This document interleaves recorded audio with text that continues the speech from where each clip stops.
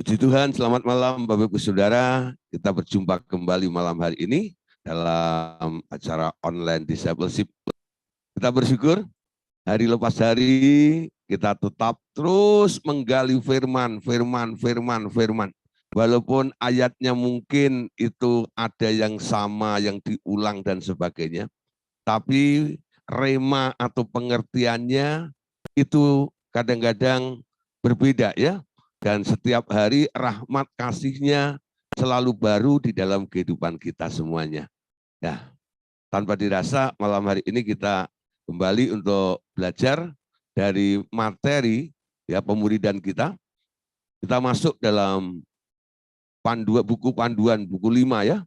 Nah, saudara, di dalam buku 5 ini banyak bicara tentang kasih. Malam hari ini temanya adalah tentang kasih yang benar. Ya, buka slide-nya. Sorry.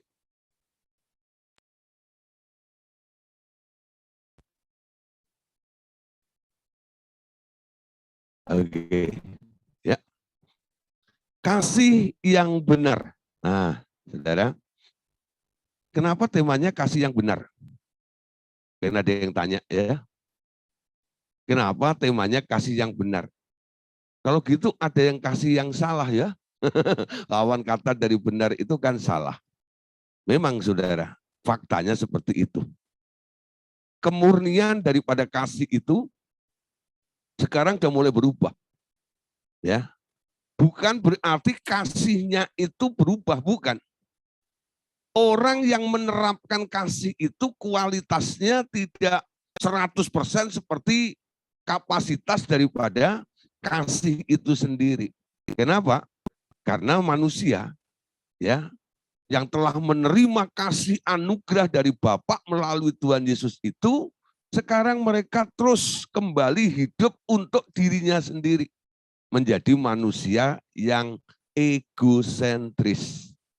Ya, egosentris itu berfokus mementingkan dirinya sendiri. Ketika arah hidup kita, jalan hidup kita, mulai fokusnya untuk diri kita sendiri, saudara, kadar kasih di dalam diri Anda itu nanti mulai berubah. Sehingga nanti akan ada istilah yang namanya pergeseran kasih. Ya, pergeseran kasih. Bapak Ibu Saudara, bagaimana supaya kasih itu tetap solid, nggak bergeser, nggak berkurang, ya, nggak melemah di dalam kehidupan kita ini. Agar kasih yang benar itu dapat bertumbuh di dalam Anda, banyak karakter buruk di dalam Anda yang harus dibuang, saudara ya, yang harus dibuang. Perhatikan di sini sekali lagi saya ulang. Agar kasih yang benar dapat bertumbuh di dalam Anda, banyak karakter buruk di dalam Anda harus dibuang. Kita tahu, saudara ya, apa yang menyebabkan orang punya karakter buruk. Ya, kenapa orang punya karakter buruk? Nah, ini motivasi. Kembali, motivasinya. Semakin orang mengejar dunia, mereka akan menjadi sama serupa dengan dunia. Orang semakin mengejar duit, ya, mereka akan menjadi sama seperti duit. Tapi orang yang mengejar Tuhan, orang yang mencari perkenanan Tuhan, orang yang mencari kehendak Tuhan, mereka akan diubah menjadi sama seperti Tuhan dalam hal karakternya. Amin. Jadi semakin Anda berjumpa dengan Tuhan, mungkin masalahmu belum terselesaikan. Tapi tanpa Anda sadari, kedekatan Anda, pergaulan Anda dengan Tuhan itu mengubah karakter di dalam diri Anda. Amin. Banyak orang kadang-kadang frustasi. Pak, kapan sampai kapan pergumulan ini ya selesai di dalam hidup saya? Kapan penyakit saya disembuhkan, Pak? Kapan masalah rumah tangga ini dibereskan, Pak? Saya sudah setia ikut morning call. Ya, saya sudah ikut kelas-kelas pemuridan, saya ikut worship dan sebagainya. saya baca Alkitab, tapi kenapa masalah saya tidak beres-beres seperti itu? Saya mulai bilang begini, kamu ketika mencari Tuhan, hanya mencari solusi hidup, bukan? Tapi sebenarnya Tuhan sedang mengerjakan sesuatu di dalam dirimu yang tanpa Anda sadari. Kenapa Anda tidak sadar? Karena fokusmu ketika mencari Tuhan, itu hanya supaya Tuhan menyelesaikan masalah di dalam hidup Anda. Padahal ada sesuatu lawatan Allah yang terjadi sehingga mengubah di dalam kehidupan Anda. Apa itu? Karaktermu yang berubah. Dari orang yang dulunya tidak sabar gitu, menjadi orang yang sabar. Dari orang yang kasar menjadi orang yang lembut. Tapi ketika Anda mendapat atau mengalami perubahan karakter itu, Anda tidak merasakannya karena Anda sedang fokus dengan solusi hidup itu. Nanti orang lain yang berkomentar, aku lihat, semenjak kamu mengalami masalah dan banyak bergumul dengan Tuhan, banyak berdoa, banyak ikut kegiatan-kegiatan rohani seperti ini, aku lihat ada perubahan di dalam hidupmu. Perubahan apanya? Masalahku masih tetap sama seperti itu. Memang masalahmu masih sama, tapi karaktermu mulai berubah, Nah, sekarang camkan baik-baik, saudara. Mungkin masalahmu belum beres, tapi pastikan ketika Anda bergumul, bersekutu dengan Tuhan, engkau mengalami sebuah perubahan. Karakter harus diubah. Tadi dikatakan agar kasih yang benar dapat bertumbuh di dalam Anda. Banyak karakter buruk di dalam Anda yang harus dibuang. Dampak dari mengasihi dunia, karaktermu akan menjadi semakin buruk seperti keadaan dunia yang semakin rusak, yang semakin buruk keadaannya ini. Tapi kalau Anda berfokus mencari Tuhan, saudara, karakter Anda akan diubahkannya. Amin. Nah, jadi way out-nya cuma satu. Untuk mempertahankan supaya tidak terjadi pergeseran kasih di dalam kehidupan Anda ini, way out-nya cuma satu. Jalan keluarnya, di sini katakan, benar, melalui Tuhan Yesus. Tetapi ada bagian yang harus Anda kerjakan juga. Nah, apa bagian kita? Bagian Anda adalah meminta tolong. Meminta tolong apa? Tuhan, ubah karakterku. Siapa yang pernah berdoa begitu? Banyak orang hanya berdoa, Tuhan, ubah keadaanku. Dari orang yang bermasalah jadi lega, itu banyak. Tapi siapa yang berani datang pada Tuhan, Tuhan, ubah karakterku. Jadikan aku orang paling sabar. Jadikan aku orang murah hati. Jadikan aku lemah lembut. Seperti itu ya. Nah, jadi bagian Anda sekarang minta tolong. Tuhan, engkau sanggup mengubah karakter yang ada di dalam diriku ini. Kenapa? Karena Anda itu ciptaan Tuhan. Dia yang membuat Anda, dia yang menjadikan manusia, dia yang mendesain manusia ini. Dia tahu seperempat mana yang harus diganti di dalam diri Anda. Karena dia yang menjadikan Anda, dia yang membuat Anda. Anda minta tolong kepada dia, ubah. Kenapa? Dalam rangka supaya kasih yang ada di dalam diri Anda itu tidak tergeser, Anda harus cepat-cepat mengubah karakter di dalam diri Anda ini. Nah, saudara, ketika kita minta tolong kepada Tuhan untuk ubah karakter di dalam kehidupan kita, nanti Roh Kudus akan diberikan. Roh Kudus diberikan memang untuk menolong Anda, untuk melakukan hal-hal yang Anda sendiri tak sanggup lakukan. Jadi orang untuk berubah dalam karakter ini merasa nggak sanggup. Tapi Roh Kudus memang terus ke dunia untuk menolong Anda, untuk melakukan hal-hal pembenahan-pembenahan dan hal-hal yang Anda tidak sanggup melakukannya. Hanya Roh Kuduslah yang sanggup membuang karakter daging di dalam kita. Ya, Ia selalu siap menolong Anda, tetapi Anda perlu berdoa dan meminta untuk Roh Kudus mengerjakannya. Kalau tidak, Ia tidak dapat melakukan apa-apa dengan Anda karena Ia menghargai kemerdekaan Anda. Amin.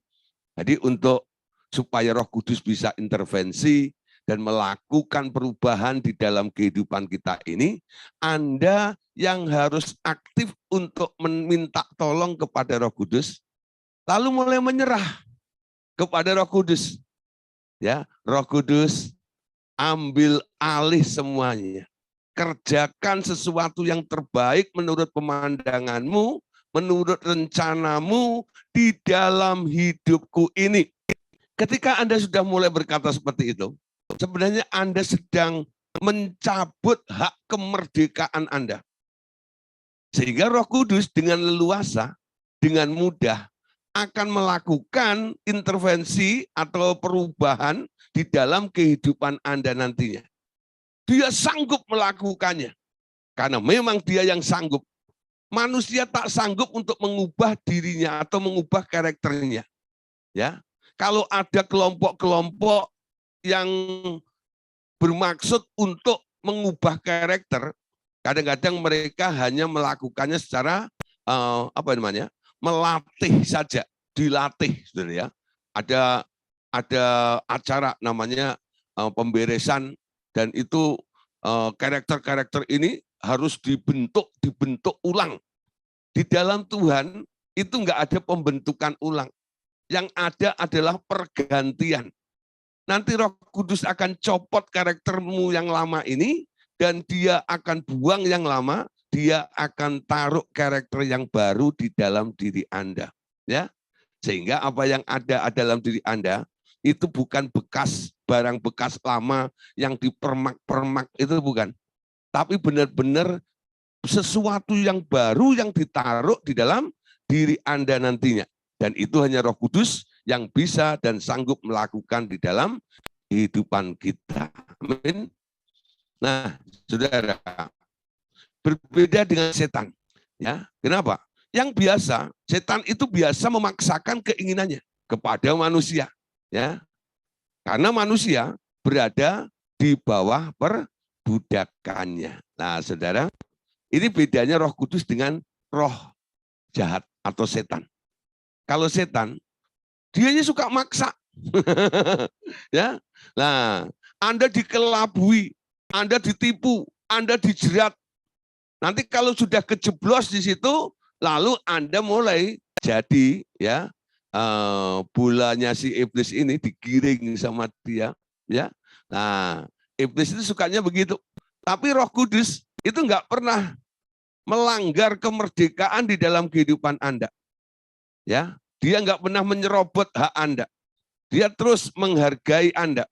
Ketika Anda ya mulai menyerahkan, memberikan otoritas kepada Roh Kudus, dia akan mengerjakan menurut ya kapasitas atau kemampuan yang memang dia mau ubah di dalam kehidupan kita ini. Salah satu tugas Roh Kudus adalah menuntun kita kepada seluruh kebenarannya. Nah, disitulah kebenaran demi kebenaran, yang buruk dibuang, yang benar ada di dalam kehidupan Anda, yang baik terjadi di dalam kehidupan kita ini. Nah, saudara, sekarang terus ya kita lihat dulu. Roh Kudus mau memerdekakan Anda dari perbudakan setan. Karena Anda diciptakan menurut peta dan teladan Dia. Dan akan membersihkan Anda dari semua kedagingan yang masih tinggal di dalam Anda. Terutama cinta akan dunia ini. Agar memberi kesempatan kasih yang benar itu tumbuh di dalam Anda. Ya, salah satu faktor, salah satu hal yang akan digarap oleh Roh Kudus adalah dia akan membersihkan dari sesuatu yang ada di dalam diri Anda, yaitu tentang cinta akan dunia. Ya, cinta akan dunia. Gak heran, saudara, Dalam kitab 1 Yohanes pasal 2 ayat 15. Mari kita baca sama-sama. Di sini firman Tuhan mengingatkan kepada kita semuanya. Perhatikan ya. Janganlah kamu mengasihi dunia dan apa yang ada di dalamnya. Jikalau orang mengasihi dunia, maka kasih kepada Bapa tidak ada di dalam orang itu. Sekali lagi, janganlah kamu mengasihi dunia dan apa yang ada di dalamnya. Nah, saudara, mengasihi itu kaitannya dengan hati. Firman Tuhan katakan, di mana hatimu berada, di mana hartamu berada, di situ hatimu berada. Orang yang mencintai itu menganggap yang dicintai itu seperti harta yang sedang dikejarnya. Dan itu terus memikat hatinya. Ya. Orang itu terus bergelut untuk apa? Mengejar perkara-perkara dunia ini. Sebenarnya ketika kita menjadi orang Kristen lahir baru, kalau Anda mengikuti sarannya Paulus, Anda akan mengalami pertumbuhan, perubahan yang lebih cepat lagi. Dalam Roma pasal 12, Paulus itu mengatakan, demi kemurahan Allah, saudara-saudara, aku menasihatkan kamu, supaya kamu ya mempersembahkan tubuhmu menjadi persembahan yang hidup, yang kudus, dan berkenan kepada Allah. Itulah ibadahmu yang sejati. Lalu ayat yang kedua, janganlah kamu menjadi serupa dengan dunia ini. Alami pembaruan akal budi, supaya kamu mengerti kehendak Allah. Apa yang baik, apa yang berkenan, dan apa yang sempurna. Amin. Jadi mengalami apa? Pembaruan akal budi. Apa yang Anda pikirkan? Kolose 3:1 katakan, sejak kita dibangkitkan bersama dengan Kristus, pikirkanlah perkara yang di atas, bukan yang di bumi. Amin. Nah, ketika Anda bangun tidur nih, cek sekarang. Apa yang Anda pikirkan pertama kali? Anggap aja orang bangun tidur itu awal start daripada kehidupan Anda selama 1 hari itu. Ketika Anda bangun, apa yang Anda pikirkan? Apakah Anda langsung mikir Tuhan? Atau mikir tentang hal-hal duniawi? Itu untuk ngecek aja dulu. Ya. Apa yang menjadi mimpi di dalam tidurmu? Kadang-kadang apa yang dikejar oleh orang ini kebawa sampai mimpi, bukan? Ya. Nah, kebawa sampai mimpi. Wah, mimpinya tadi naik ke gunung, ya, ngejar harta karun. Ngejar harta karun, gitu. Wah, Pak, tadi malam saya mimpi, Pak, gitu ya. Di atas gunung itu ada pundi-pundi, saya kejar ke sana segala macam. Wah, bilang gitu ya. Ini mimpinya kok hal-hal yang materi-materi seperti itu. Orang yang mengasihi Tuhan, nanti mimpinya selalu ketemu dengan Tuhan, ya. Berjumpa dengan Tuhan, mengalami Tuhan, ya. Bangun tidur, nanti Anda lihat, ya, Anda mulai sebelum melakukan aktivitas, Anda selalu menyapa Tuhan. Good morning, Father. Good morning, Holy Spirit. Good morning, ya. Nah, Tuhan Yesus. Nah, jadi Anda bisa menyapa Tuhan Yesus, Bapa dan Roh Kudus. Lalu Anda mengucap syukur, bersekutu dengan dia, ngalami dia. Nah, setelah Anda penuh dengan dia, Anda baru masuk ke dalam kehidupan dunia ini, tapi bersama dengan dia. Ya. Nah, saudara, sekarang cek baik-baik. Apakah Anda adalah orang yang mengasihi dunia atau Anda mengasihi itu Tuhan? Ingat apa yang dikatakan firman Tuhan tadi. Jangan kamu mengasihi dunia dan apa yang ada di dalamnya. Jika orang mengasihi dunia, maka kasih Bapa tidak ada di dalam orang itu. Ya. Saya tarik dulu dari awal ya. Kenapa Anda bisa menjadi orang Kristen? Kenapa Anda jadi orang Kristen? Dasarnya Yohanes 3:16. Karena begitu besar kasih Bapa. Betul enggak? Dia mengasihi Anda. Anda itu ada sekarang karena kasihnya. Sekarang di dalam dirimu itu ada kasih Bapa yang luar biasa ini. Anda boleh hidup karena dia mengasihi Anda. Amin. Nah, sekarang ya, apakah kasih yang ada di dalam diri Anda, kasihnya Bapa ini sudah berubah menjadi kasih akan dunia, atau itu tetap ada di dalam diri Anda atau tidak? Ya, pertahankan di sini. Jadi Anda ada dan boleh selamat menjadi orang percaya ini karena kasih. Modalnya kasihnya Bapa melalui Tuhan Yesus, dan Anda menerima Yesus masuk di dalam diri Anda. Amin. Jadi kasih Bapa itu apa? Yesus yang Anda undang masuk dalam hidupmu itu loh.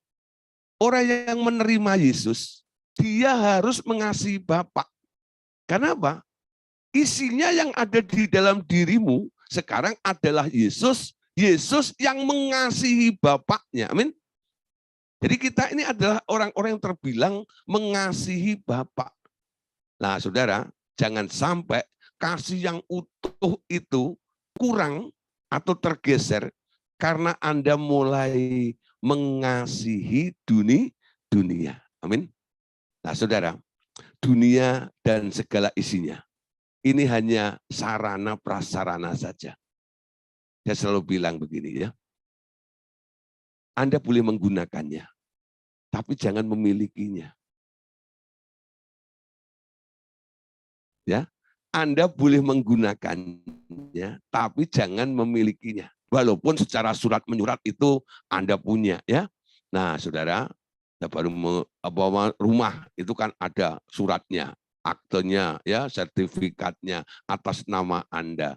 Itu secara hukum saja, ya. Walaupun Anda pegang sertifikatnya itu seolah-olah milik Anda, ya, Anda nggak usah lalu ini milikku, begitu ya.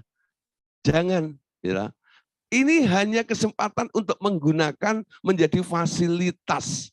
Apa yang Anda miliki? Bukan dunia dan segala isinya. Yang saya miliki adalah Tuhan di dalam diri saya. Amin. Hartamu siapa? Hartamu siapa? Hartamu siapa? Nah, sekarang ini penting ya. Hartamu siapa? Jangan sampai Anda tukar harta itu dengan harta yang sesungguhnya itu dengan harta yang sifatnya temporer. Ingat pengalaman dari Esau. Amin.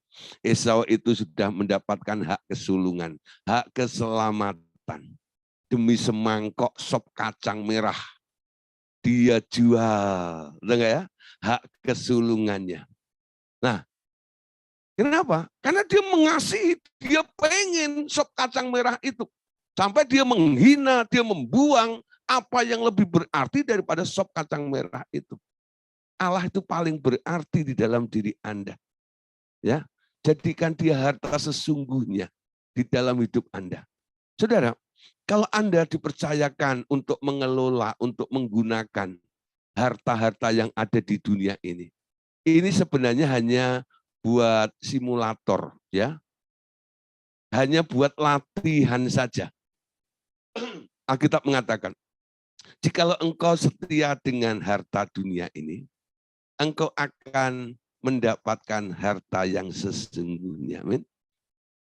Jadi itu semua yang ada di dunia ini hanya alat simulator saja. Bagaimana Anda menggunakannya, ya? Tapi Anda nggak mencintainya, nggak menjadi bagian di dalam hidup Anda. Amin.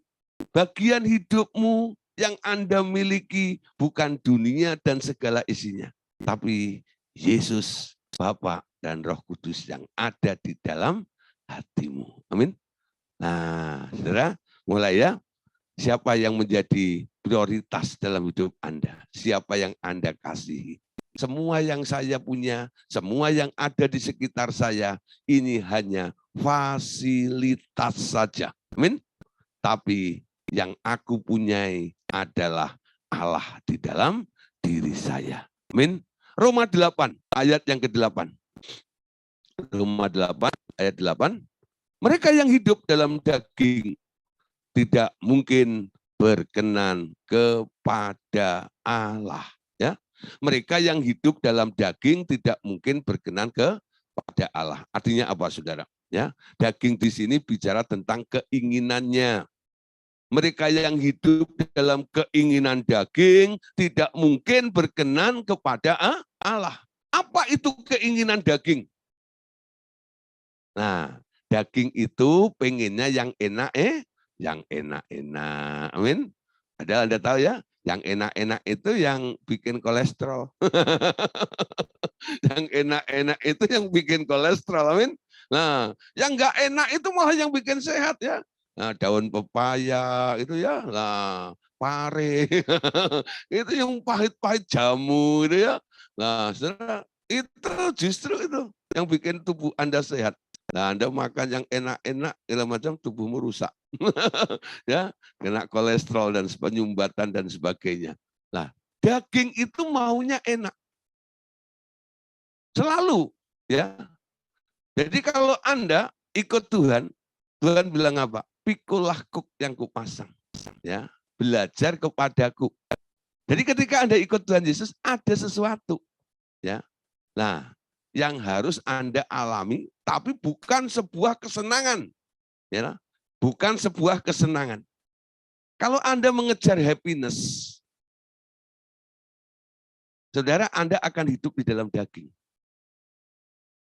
Mengikuti keinginan daging. Walaupun dibungkus dengan gaya rohani sekalipun. Acaranya boleh rohani, tapi namanya tetap keinginan daging, saudara. Bisa itu terjadi. Karena apa? Tidak menunjang pertumbuhan kerohanian di dalam kehidupan Anda. Yang disukakan bukan roh Anda, tapi jiwa Anda saja. Yang membuat Anda jadi orang yang happy, happy, happy, happy. Ya, nah, jadi menjadi orang Kristen targetnya bukan happiness sekarang. Ketika Anda bertemu dengan Tuhan, Anda akan diubahkan oleh Tuhan untuk menjadi sempurna. Nah, bagaimana orang disempurnakan? Pasti ada namanya proses. Ketika kita masuk di dalam proses, nanti akan terjadi progres. Amin. Nah, progresnya ada. Semakin hari, semakin bertambah. Ya. Saya lihat pertumbuhan di dalam diri saya. Ketika saya mulai menyerah kepada Roh Kudus untuk mengubah, melakukan perubahan di dalam kehidupan saya, walaupun lambat, saudara, tapi ada. Kalau Anda mau lebih lagi, ya, Anda bukan sekedar lambat seperti saya untuk pertumbuhannya, Anda akan lebih cepat lagi bertumbuh. Ya, itu tergantung apa? Tergantung Roh Kudus Anda berikan kebebasan sebebas apa di dalam kehidupan Anda itu. Siapa yang hidup dalam daging tidak mungkin berkenan kepada Allah. Amin. Nah, oleh sebab itu, malam hari ini, kasihilah Allahmu. Kasihilah Allah dan firman-Nya. Kasihilah aku dan firman-Ku. Ini kata Allah Bapa.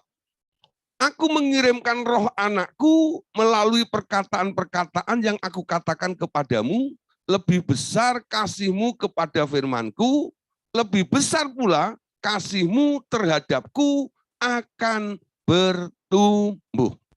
Mulai mengasihi firman. Memang firman itu secara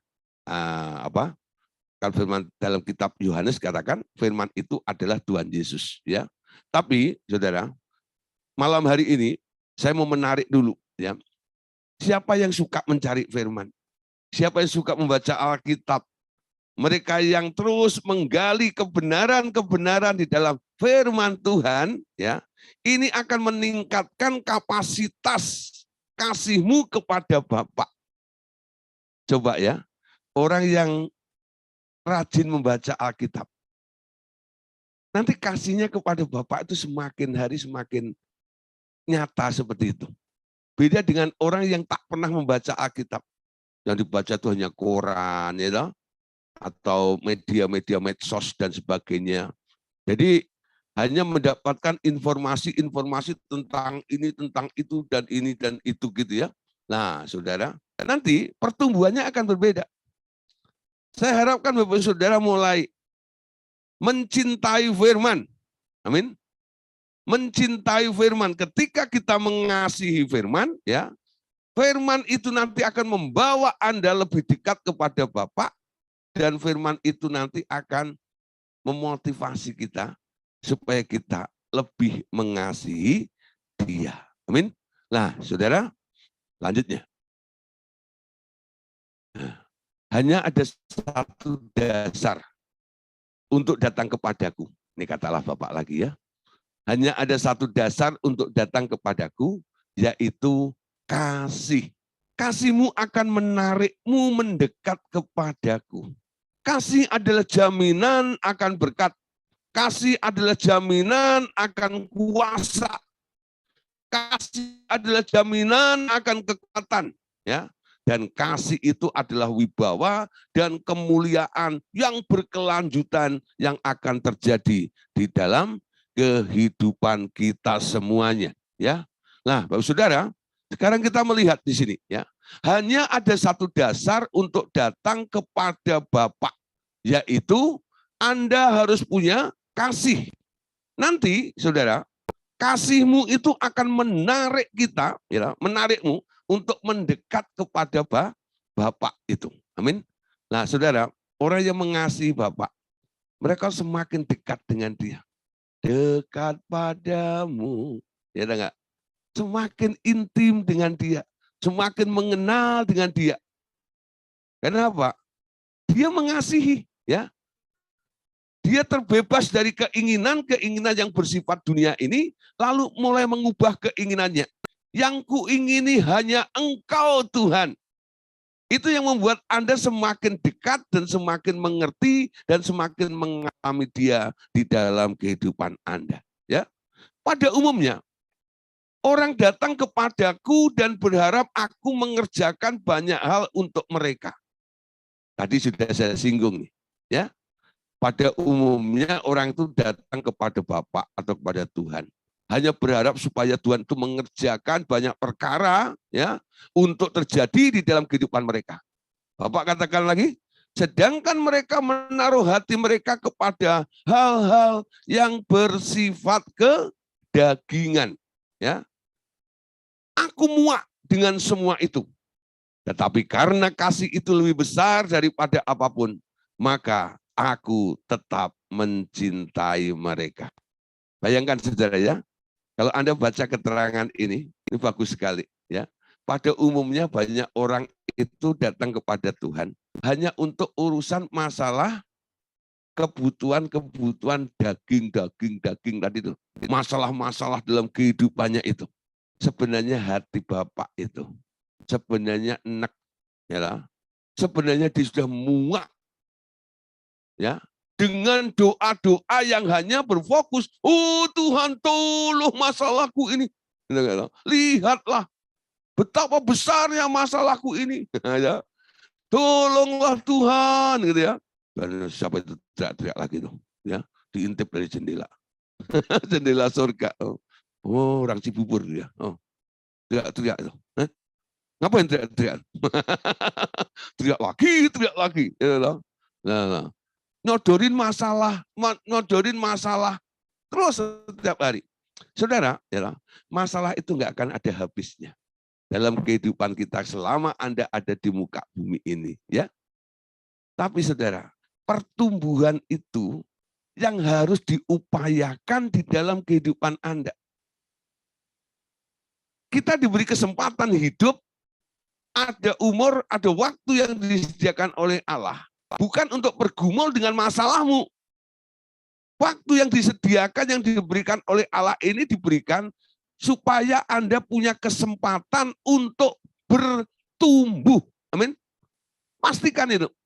Harus ada sesuatu yang tumbuh di dalam diri Anda ini loh. Ya, paling tidak kasihmu kepada Bapa semakin hari harus semakin kuat. semakin dalam lagi.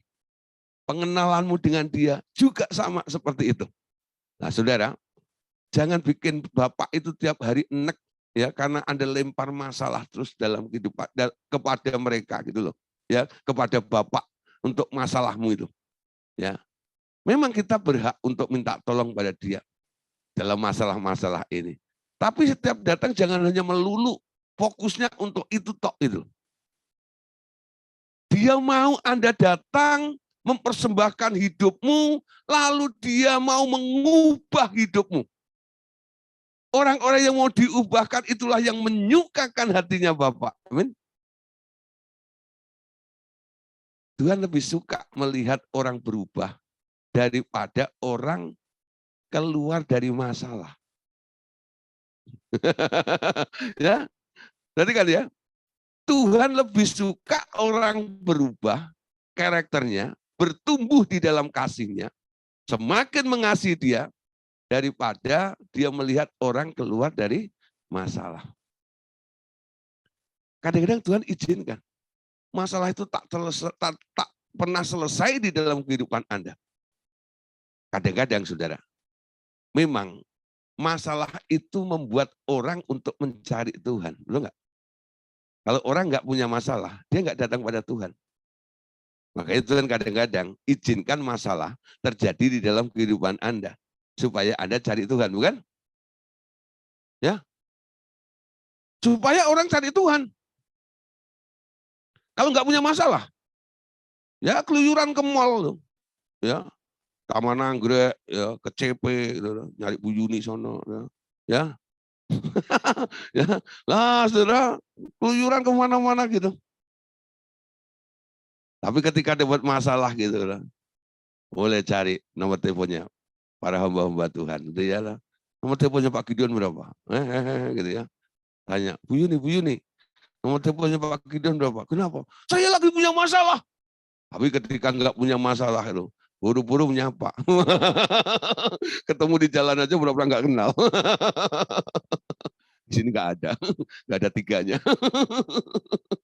Nah, saudara, saya harap saudara jangan sampai Anda mencari Allah karena digiring oleh masalah. Amin. Dan ketika Tuhan melihat masalah itu membuat Anda datang kepada Dia, Tuhan sengaja biarin aja tuh masalah. Ya, biar dia lama-lama cari aku. Karena aku mau ubah hidupnya. Aku mau perkuat imannya. Betul nggak ya? Tapi masalahnya nggak beres. Nggak selesai-selesai. Karena sedang dipakai oleh Tuhan untuk orang itu terus mencari dia. Nah, jadi jangan sampai seperti itu kondisinya ya. Tuhan, kenapa masalahku ini nggak beres-beres? Memang aku izinkan supaya kamu tetap cari aku. Karena aku mau ubah hidupmu. Ya, nanti kalau hidupmu sudah berubah dan masalah itu tidak diperlukan lagi karena Anda memang sudah punya niat mencari Tuhan sendirinya, masalahnya hilang sendiri, amin. Nah, ini berita baik bagi yang masalahnya belum beres. Jangan-jangan begitu. Ya, jangan-jangan begitu. Ya, oke, kita lanjut, saudara. Ya, nah, tetapi barang siapa yang datang mendekat kepadaku harus diajar bersikap yang benar, bukan? Aku ingin semua orang mengetahui hal ini. Jadi setiap orang datang pada Tuhan ini, sikapnya harus benar. Sikap benar itu apa sih? Coba saudara ya, kalau ada orang datang kepada Anda, dia pengen mau pinjam duit sama Anda.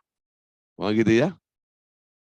Nah, sikapnya, walaupun dia senyum-senyum, dia bawa oleh-oleh kepada Anda. Sebenarnya itu kan sebenarnya bukan hal yang sebenarnya, bukan?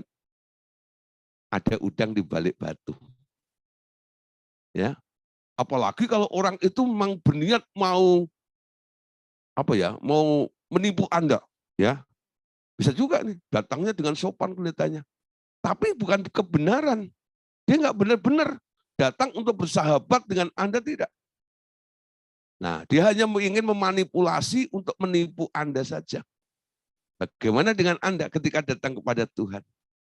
Apakah Anda datang kepada Tuhan itu dengan hati yang mengasihi Dia, bukan? Aku mengasihi Engkau Yesus dengan segenap hatiku. Amin. Aku mengasihi Engkau Yesus dengan segenap jiwaku. Ku renungkan firman-Mu siang dan malam. Ku pegang firman-Mu, perintah-Mu, dan ku lakukan. Ya. Nah, apakah Anda datang kepada Tuhan dengan hati yang penuh dengan kasih? Atau punya motivasi yang lain? Nyembah-nyembah Tuhan dulu, ya, menyuka-nyukakan Tuhan dulu. Biar Tuhan disenangkan, saudara. Mari kita sembah Dia. Wah, haleluya, haleluya, haleluya. Ya, jika sudah merasa melihat Tuhan senyum, baru Tuhan ditodong.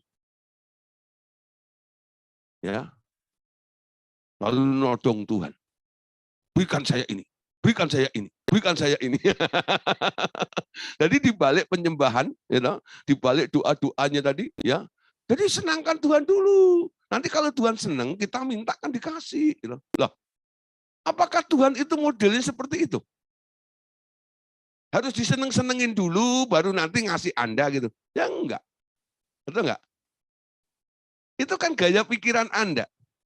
Seperti Anda datang kepada orang, kita senengin dia ya. Nanti kalau dia udah seneng gitu ya, mabuk kepayang seperti gitu, nanti kita minta apa saja dikasih. Gitu, Tuhan bukan manusia seperti itu, enggak. Enggak usah Anda begitukan, saudara. Ya, jangan ulangin gaya cara-cara seperti itu lagi. Sembahlah Tuhan dengan hati yang murni. Ketika Anda menyembah Tuhan, cuma satu. Sebagai bukti ungkapan kasih-Mu kepada Dia. Amin. Enggak lebih lagi. Enggak ada yang lain motivasinya. Cuma satu. Kenapa engkau menyembah Tuhan? Karena aku mengasihi Dia. Bukan karena saya mau berharap sesuatu kepada Dia, bukan. Ya, bukan itu. Nah, harus dikoreksi nih gereja-gereja Tuhan. Kalau tidak, pergeseran kasih akan terjadi. Kelihatannya nyembah Tuhan, itu enggak ya?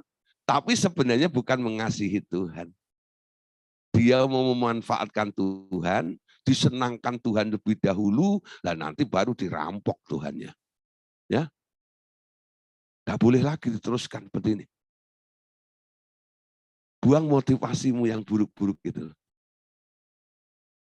Dia tahu Anda sedang butuh apa. Kalau hatimu mengasihi Tuhan, kasihnya melimpah di dalam Dia. Di dalam kasih tidak ada ketakutan. Amin. Imanmu semakin kuat. Imanmu mengalahkan dunia. Imanmu membuat Anda keluar dari setiap persoalan-persoalan. Imanmu membuat engkau sembuh dari penyakitmu. Amin.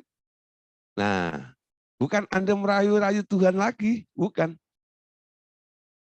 Ya, ini kalau istilah anak-anak alay, anak-anak muda sekarang ini lebay, itu enggak itu. Jadi itu ngomong yang manis-manis di depannya gitu ya, di balik omongan manis itu ternyata dia punya tujuan nanti supaya dikasih, nanti supaya dikasih. Kalau enggak menyenangkan Tuhan, nanti enggak dikasih. Apakah Tuhan model seperti itu? Oh enggak. Amin. Nah, polanya harus diubah. Yohanes 14 ayat 23 sampai 24. Yohanes 14 23 sampai 24. Jawab Yesus, jika seseorang mengasihi aku, ia akan menuruti firman-Ku dan Bapa-Ku akan mengasihi dia.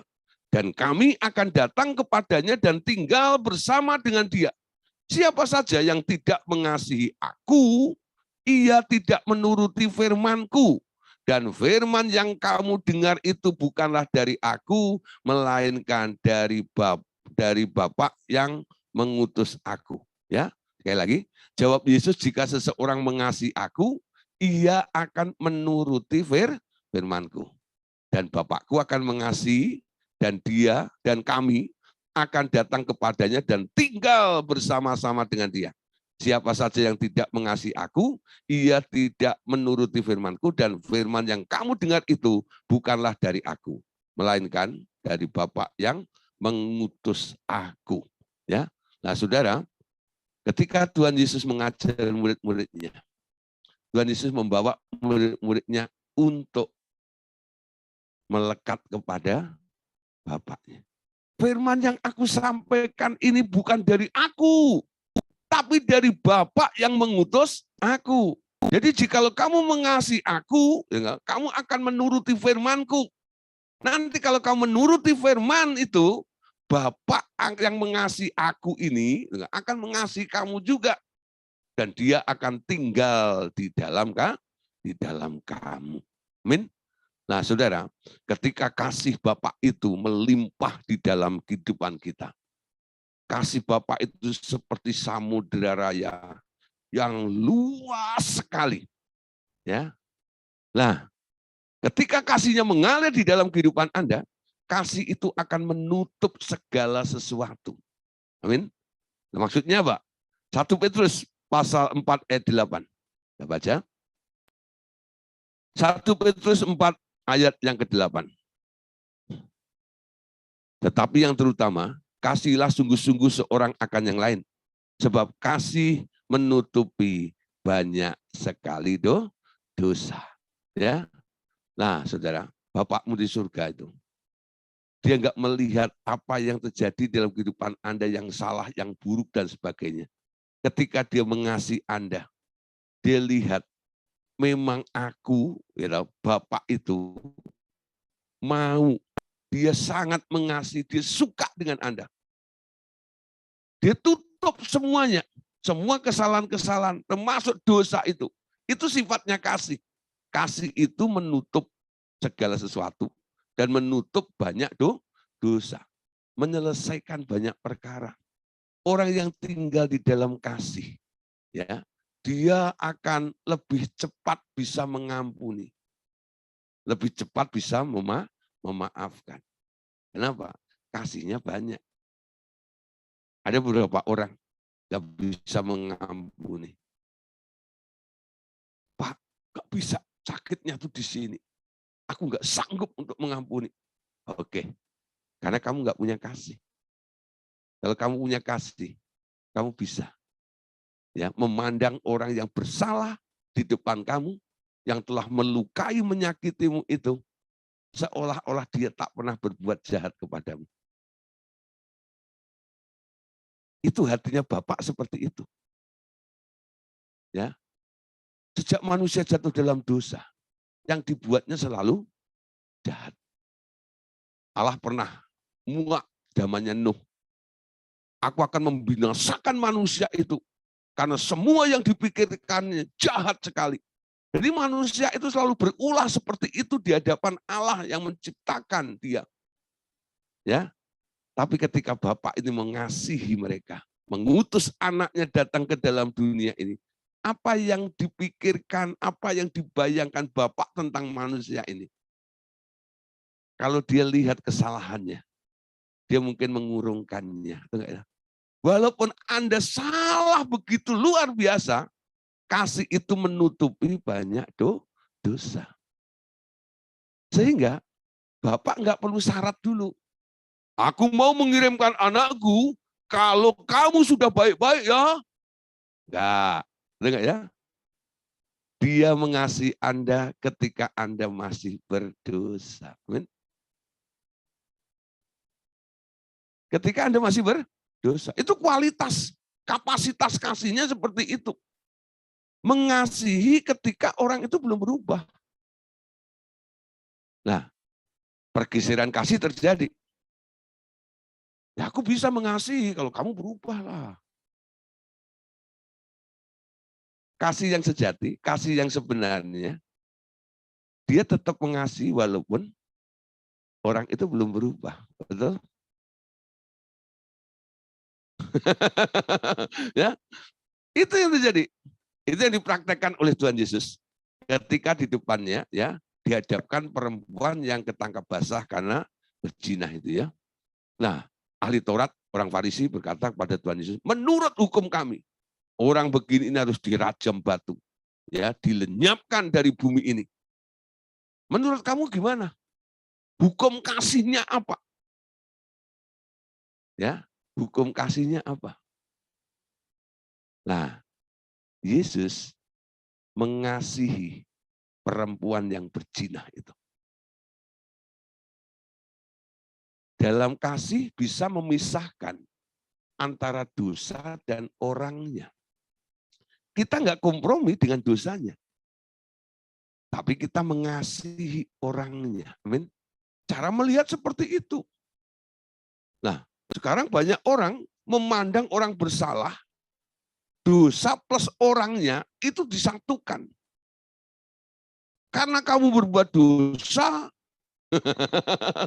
aku benci kamu. Harusnya dibenci kan dosanya, bukan orangnya, ya. Bukan orangnya, tapi dosanya. Allah benci dosa enggak? Benci. Tapi Allah enggak pernah membenci orang berdosa. Amin. Ketika dia masih berdosa, Allah tetap mengasihi dia. Dan kasih itu menyelamatkan. Kasih itu mampu menutupnya. Amin. Menyelesaikannya. Itu yang terjadi. Kasih yang sebenarnya itu seperti itu loh. Kasih yang dari Allah itu standarnya, kualitasnya seperti ini. Bukan menuntut orang berubah dulu baru dia bisa mengasihi. Enggak. Ketika dia masih berdosa, aku tetap mengasihimu. Tapi aku benci dosamu. Aku mengasihi kamu. Amin. Dosanya dibenci. Orangnya enggak boleh dibenci. Benci dosa itu disuruh oleh Allah. Tapi benci sesama enggak ada ayatnya. Kasihlah sesamamu. Amin. Benci dosa. Nah, ketika orang ada dosanya, Anda tetap mengasihi orangnya sambil menolong orang itu untuk keluar dari jerat dosa yang mengikat di dalam dirinya. Amin. 2 Timotius 3 ayat 2 sampai 4. 2 Timotius 3 ayat 2 sampai 4. Manusia akan mencintai dirinya sendiri dan menjadi hamba uang. Mereka akan membual dan menyombongkan diri. Mereka akan menjadi pemfitnah. Mereka akan berontak terhadap orang tua dan tidak tahu berterima kasih, tidak memperdulikan agama, tidak tahu mengasihi, tidak mau berdamai, suka menjelekkan orang, tidak dapat mengekang diri, garang, tidak suka yang baik, suka berkhianat, tidak berpikir panjang, berlagak tahu, lebih menuruti hawa nafsu daripada menuruti Allah. Terjadinya pergeseran kasih membuat manusia akhirnya mencintai dirinya sendiri dan menjadi hamba uang. Ya, jadi orang kalau sudah tergeser kasihnya, nggak mengasihi Allah lagi, dia mengasihi dunia, dia akan menjadi orang yang self-pity, mengasihi dirinya sendiri. Makanya nggak heran orang selalu senang, ya, kalau konseling itu menempatkan dirinya sebagai victim atau korban. Pak, saya korban dari sebuah peristiwa ini. Itu ciri-ciri orang mengasihi dirinya seperti ini. Supaya orang iba. Nah, kalau orang datang pada saya, mulai bergaya seperti itu, saya sentak. Kenapa kamu mengambil posisi sebagai korban dari sebuah peristiwa?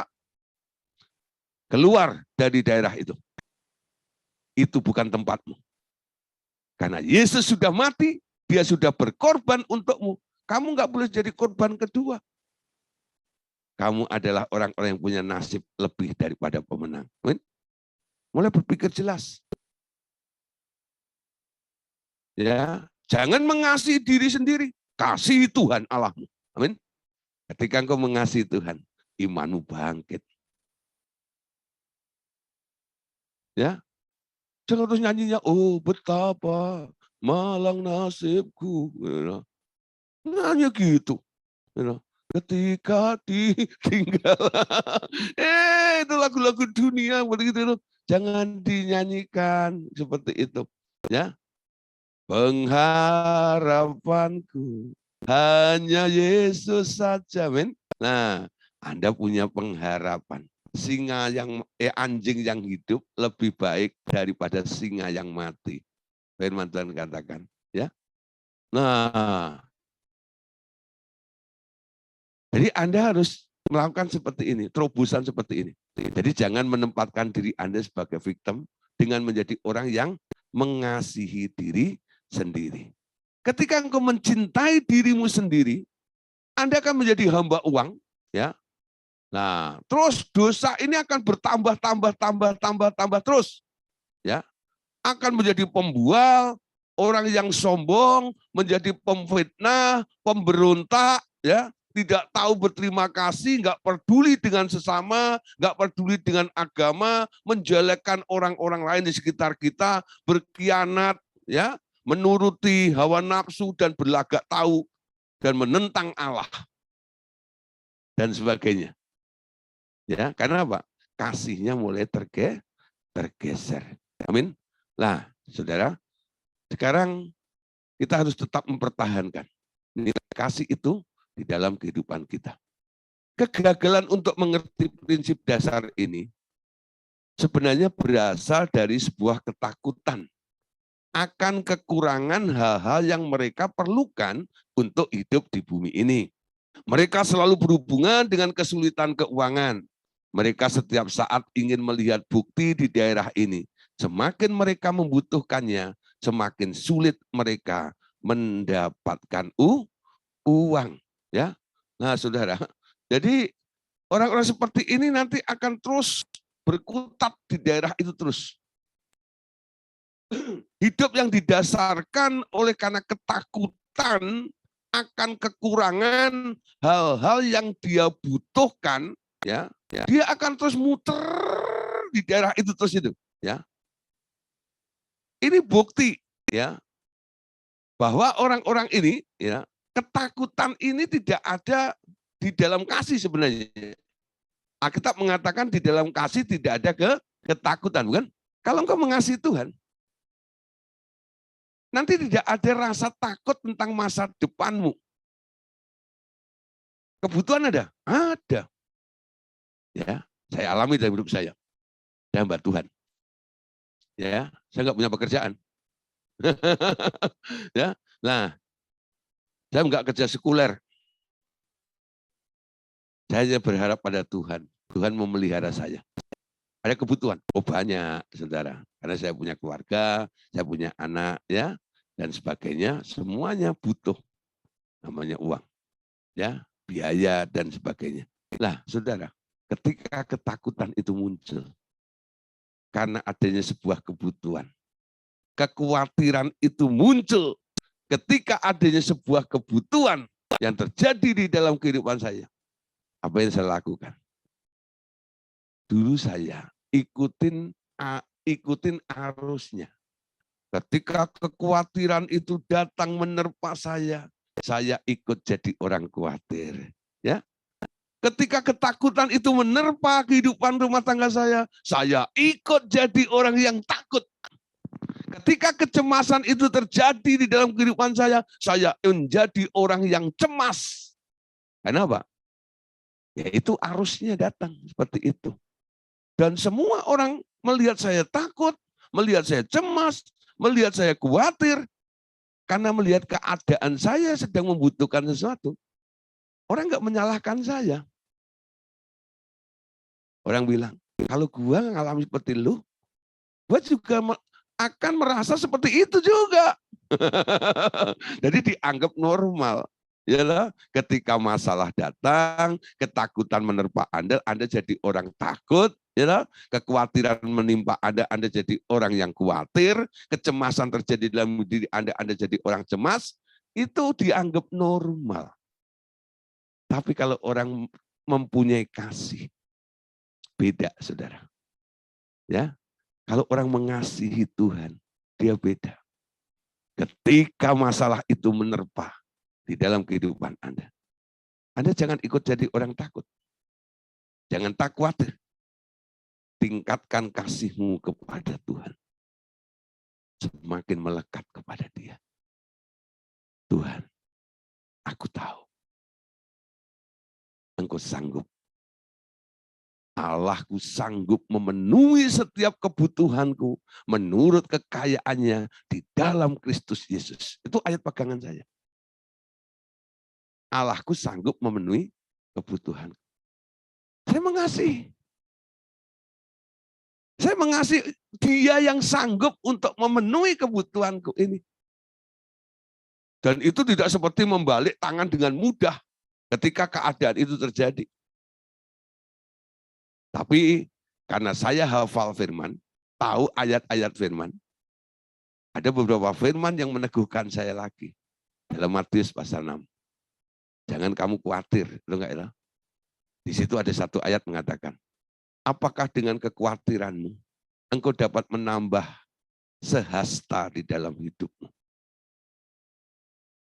Apakah dengan kekhawatiranmu, dengan kamu khawatir seperti ini, karena adanya masalah di dalam dirimu, apakah engkau bisa melanjutkan? Sehasta itu berapa? 45 cm. Satu langkah orang dewasa. Kalau orang khawatir nggak bisa menambah selangkah saja masa depannya. Oleh sebab itu jangan kamu khawatir akan apa yang kamu makan, akan apa yang kamu pakai. Ya, semua yang dicari-cari oleh bangsa-bangsa itu, Bapakmu tahu kamu membutuhkannya. Amin. Bapakmu tahu. Kasihi Dia yang tahu akan kebutuhanmu. Amin.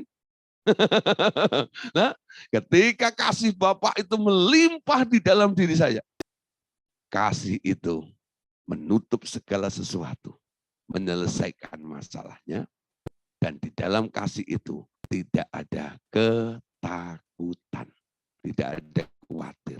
Amin. Nah, saudara,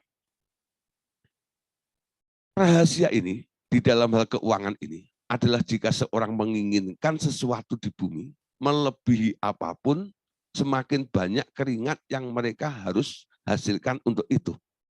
Itu adalah aturan kutukan di Taman Eden. Ya, jadi semakin Anda butuh, semakin Anda menginginkan, Anda harus mengeluarkan ekstra energi, ya, keringat untuk menghasilkan semua yang Anda inginkan dan yang Anda butuhkan itu. Dan itu adalah aturan kutukan di Taman Eden. Amin. Jadi orang khawatir itu tandanya dia nggak mengasihi Allah. Orang takut tandanya nggak mengasihi Allah. Hidup di luar jaminan Allah. Nah, itu digambarkan ketika manusia diusir dari Taman Eden. Salah satu kutuk, ya, ketika Allah mengatakan kepada Adam, karena engkau mendengarkan perkataan istrimu, maka terkutuklah tanah. Dengan peluhmu, dengan keringatmu, engkau akan mencari rezekimu. Ya, nah, harus kamu upayakan seperti itu. Karena apa? Karena kamu khawatir. Karena kamu takut. Takut apa? Takut nggak makan. Tapi sebelumnya ketika Adam masih mengasihi Allah, tinggal dalam pemeliharaan Allah, pernahkah Adam keringatan? Oh, enggak pernah. Karena semuanya digaransi, disediakan oleh Allah. Amin? Itu bedanya. Orang yang hidup dalam mengasihi Allah dan di luar kasihnya Allah. Di dalam kasih Allah, Anda terhindar dari kekhawatiran. Tapi di luar Allah, Anda akan hidup dalam kekhawatiran dan Anda mengejar apa yang Anda khawatirkan itu sambil Anda berkeringat. Ya, Kejadian 22 ayat 14. Ini jaminan bagi kita semuanya. Orang yang mengasihi Allah, ya. Nah, tapi sebelumnya, tetapi semakin mereka mempercayaiku, kasihku tidak akan menolak untuk menolong mereka, aku tak dapat menghentikannya. Kejadian pasal 22 ayat 14. Dan Abraham menamai tempat itu Tuhan menyediakan. Sebab itu sampai sekarang dikatakan orang di atas gunung Tuhan akan menyediakan. Ya, Anda tahu Kejadian pasal 22 ini cerita tentang Abraham diuji oleh Allah. Sekali Allah tanya, Abraham, apakah kamu mengasihi aku? Oh iya, aku mengasihimu. Ya, karena Abraham sudah dijadikan bapak dan punya ternak banyak, menjadi orang kaya. Ya, nah biasanya kondisi seperti itu. Kalau Anda ada dalam kondisi sudah diberkati Tuhan, melimpah, nyaman, dan itu satu kali Tuhan nanya, apakah kamu mengasihi aku? Gitu ya. Iya, aku mengasihi. Bukan karena berkat itu. Nah, sekarang kalau kamu mengasihi aku, bawa anakmu satu-satunya itu naik ke Gunung Muria. Korbankan buat aku. Lalu Abraham naik, persembahkan anaknya. Betul. Anaknya mau dibunuh, dipersembahkan kepada Tuhan. Tapi akhirnya Tuhan mencegah. Abraham, Abraham, jangan apa-apakan anak itu. Sekarang aku tahu hatimu, kamu benar-benar mengasihi aku. Amin. Tanda orang mengasihi Bapa atau Tuhan, Allah. Apa yang dilakukan? Memberikan apa yang paling berarti di dalam hidupnya. Kala itu yang paling berarti di dalam hidup Abraham ya anak ini. Diminta oleh Tuhan, dikasih saat itu. Ya, nah saudara, terjadi mujizat luar biasa. Korban harus terjadi ya. Bagaimana sekarang? Siapa yang harus dikorbankan kalau anak itu nggak boleh dikorbankan? Tuhan kirimkan di situ ada kambing yang tersangkut ke tanduknya. Ya, lalu Abraham menamai tempat itu Jehovah Jireh, Allah yang menyediakan tempat itu. Allah yang menyediakan, ya. Nah, ketika orang mengasihi Allah, Tuhan menyediakan apa yang dibutuhkan. Amin. Tapi apakah Anda bisa mengasihi Allah seperti itu? Saya ingat saudara satu kali, ya, waktu saya masih ada di Solo, ya, pelayanan, saya punya teman, ya, seorang bapak punya 3 orang anak. Ketika itu anaknya yang pertama umurnya 10 tahun, yang kedua umurnya 8 tahun, dan yang ketiga umurnya 6 tahun. Itu laki-laki semua anaknya. Setiap pulang dari luar kota, si bapak ini selalu bawa oleh-oleh buat anaknya. Dan kala itu oleh-oleh yang buat anak-anak itu paling bagus tuh Silver Queen dulu ya. Nah itu coklat Silver Queen itu dibawa 3 untuk 3 anaknya ini, dikasih kepada anaknya. Setiap dikasih anaknya oleh bapaknya itu ya, anaknya selalu berkata, thank you Dad, makasih Pak, ya. Lah lama-lama si papanya ini mikir, ya, karena dia selalu bilang terima kasih Pak, ya, I love you. Terima kasih Pak, aku mengasihimu. Si bapaknya mikir, dia mengasihi aku, itu enggak lah. Apa karena coklat ini ya? Lalu sekali dia pulang dari luar kota, dia pengen tahu seberapa dalam ya cintanya anak-anak ini kepada bapaknya. Dikasih coklat satu-satu. Tapi sebelum mereka lari, panggil nih yang dia mereka dapat, lalu mereka pergi semuanya. Bapaknya masuk ke kamar anak yang paling sulung, umur 10 tahun loh. Dia bilang, tadi aku dengar ketika kamu telah menerima coklat ini, kamu bilang, thank you, I love you Dad. Ya, nah, apakah kamu benar-benar mengasihi aku? Nah, dia mulai mencoba anaknya, apakah benar-benar dia mengasihi. Lalu dia tanya, coklatnya masih enggak? Oh masih, mana? Oh itu. Nah, bagi dong. Gitu. Minta nih si bapaknya. Dia hanya pengen menguji anaknya. Si anak ini, dia bilang ini, Pak, kalau barang sudah dikasih, jangan diminta lagi. Itu enggak baik. Bapaknya diguruin. Si anak itu, si bapaknya geleng-geleng. Ya udah, ya makan aja itu coklat sama kulit-kulitnya, gitu ya. Dia keluar bapaknya. Masuk ke kamar anaknya nomor 2 yang masih 8 tahun. Ya, masuk ke situ. Nah, tadi saya dengar kamu bilang say thank you dan I love you ya. Nah, coklatnya masih enggak? Oh, ini masih belum dimakan. Bagi dong buat Dedi, gitu ya. Si anak umur 8 tahun ini, anak kedua bilang gitu. Oh, Dedi mau, gitu. Tapi kan Dedi udah beli sendiri. Ya maulah gitu. Si anak itu ambil coklat. Ya udah, Dad, ya. Kita potong berdua, ya. Kita bagi 2, dia bilang gitu. Nah, saudara, anak 8 tahun itu dipotong. Dedinya cuma dikasih secuil. Katanya itu dibagi 2, saudara. Ya, nah, itu padahal dapatnya cuma berapa? Satu cuil potongan ujungnya doang. Katanya ini dibagi 2, kan nggak adil. Jadinya cuma makan coklat itu sambil senyum-senyum aja. Oh iya iya iya. Dia akhirnya masuk ke kamar anaknya nomor 3.